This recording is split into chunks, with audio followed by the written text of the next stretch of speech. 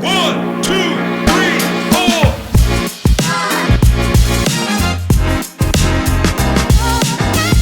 Woo! That's what you need. Yo, Ben Edwards here, head coach at Skyway Cycling, team director at Skyway, presented by Domestique Coffee. This video series is going to be focused on all about how to build a team, how to grow a team, just how to start a team, all of that.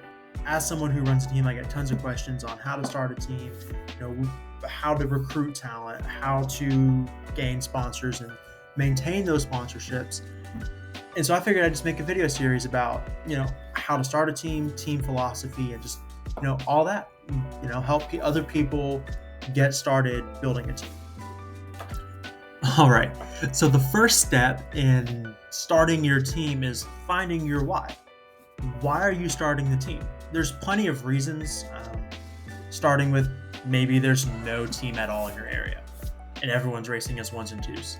Or maybe there's a large team presence, like one big club team, and you have no interest in being part of that club team, but you know that in order to win races, you're going to have to be on a team to compete.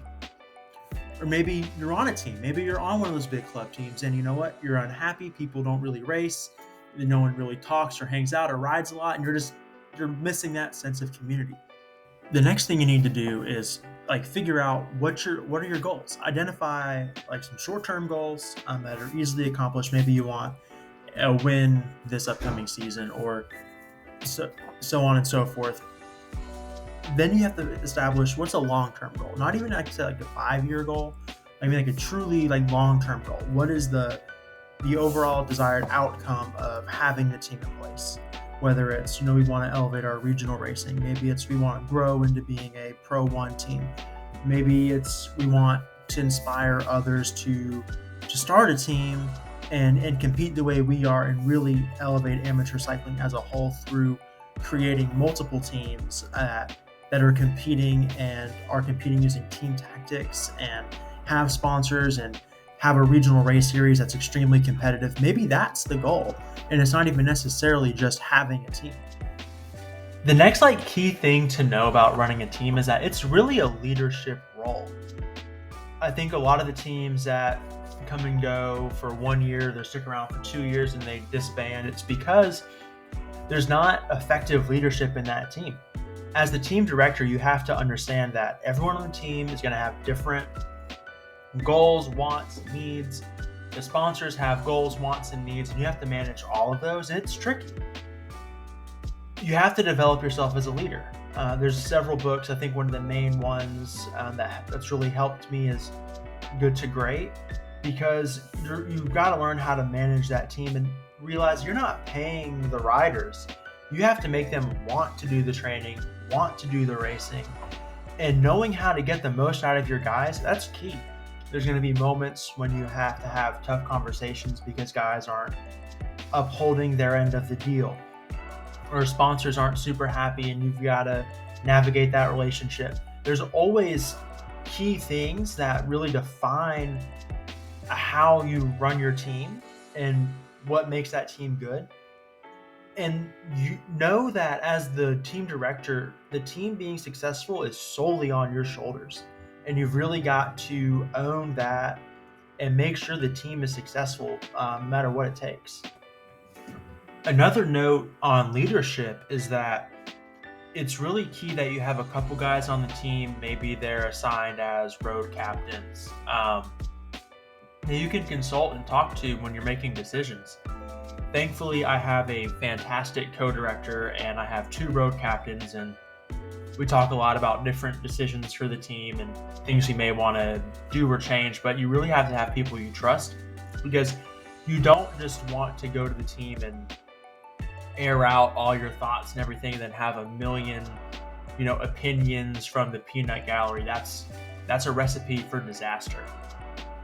What you really want to do is have a couple guys that you trust, that aren't yes men, that you can have some candor with, that are going to give you legitimate, honest feedback and help you, make those tough decisions. Because there's going to be times when, a sponsor wants a certain thing, or certain guys on the team aren't doing the right stuff, or there's someone you want to bring on the team, but maybe you're not 100% sold on them yet. And it's really critical you have people you can trust, because if it's all just up here, it's not going to work out for you.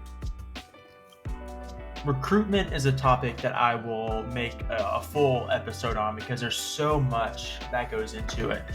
But the key thing when starting your team, because at that point you're just trying to get guys on the bus, is making sure that in that initial moment of I gotta find at least 5 or 6 guys just to get the ball rolling, that they're the right 5 or 6 guys. They aren't just like 5 or 6 strong guys from town, or they're not just 5 or 6 good buddies. That they are guys who are gonna be in it for the long haul.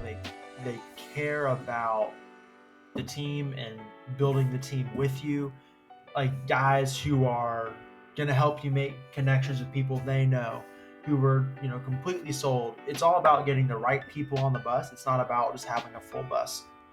If you're a team and all you care about is having a full bus, you're a club.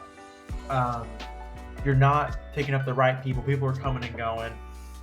If you care about getting the right people on the bus, you're going to have a smaller bus, but everyone is going to be, involved and want to see the team grow and succeed.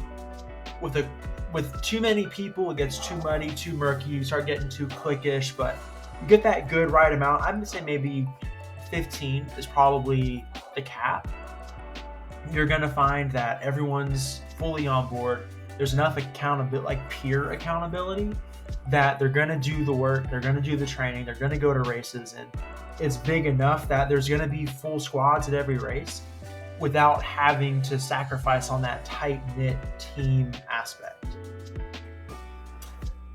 Finding sponsors is probably the most tricky thing, especially when starting a brand new team. You don't have a winning track record. You don't have a social media presence to really fall back on and say, well, we reach this many people a month.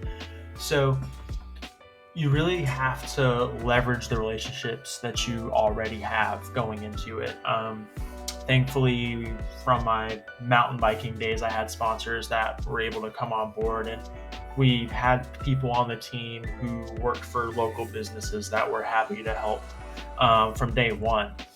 And it's all about leveraging those relationships, talking to people, building it, being active in the community. The thing that gets tricky is finding the right sponsors that are willing to support you, willing to watch you grow and help you grow, not necessarily, this team, we can make X amount of money off this team versus that team. We've had sponsors like that, and the relationship's never always that great, because there's always that sales expectation that comes from it. So finding the right sponsors that are down to help and want to help. And I'm going to do a full video on sponsorships, because that's like one of the trickiest things. And it's something I'm still learning and growing and getting better at, and have a long ways to go. But I mean, even just having 1 or 2 sponsors will help attract a little bit of talent and kind of get your ball rolling. Having some logos on the kit just makes it look a little bit better as well. I mean, but that sponsor piece is so critical. The last thing that I'll touch on in this video, and it's something I probably will make a full video about, is finding a way to make the team sustainable long term. Like, the Skyway Domestique team is sustainable because I own the title. I own the business that is the title sponsor. So even if all of the other sponsors went away and we were left with nothing, the team would still be able to exist because I own the thing the team is named after, right? So that's what you have to think about is, if the sponsors all go away, I can't find anything. I can't find anyone to even give us a discount.